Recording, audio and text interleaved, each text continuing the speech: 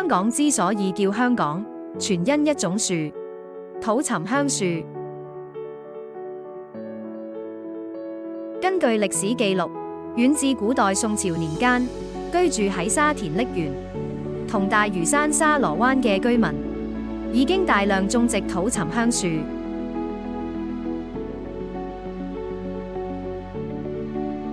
由於土沉香嘅木材同佢嘅樹枝都有獨特嘅香味，亦有藥用價值，所以以前嘅人會用佢嚟整家具、香料同宗教用途嘅香製品。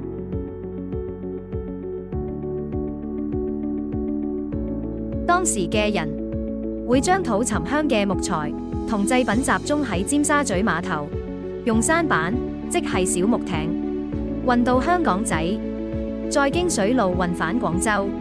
及中國各地、東南亞，甚至遠達阿拉伯。由於呢啲集散土沉香嘅港口都充滿住木嘅香味，所以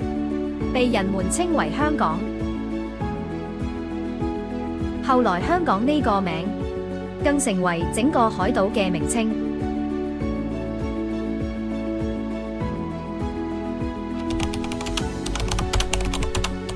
好可惜，土沉香樹嘅種植，去到清朝初年，朝廷為咗清剿海患，勒令東南沿海居民向內陸遷徙，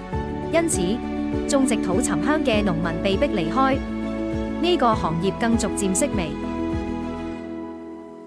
土沉香樹要種植至少100年以上，先能夠產生香木嘅功效。但係以前種落嘅土沉香樹，因為擁有好高嘅經濟價值，過去數十年都被任意砍伐。依家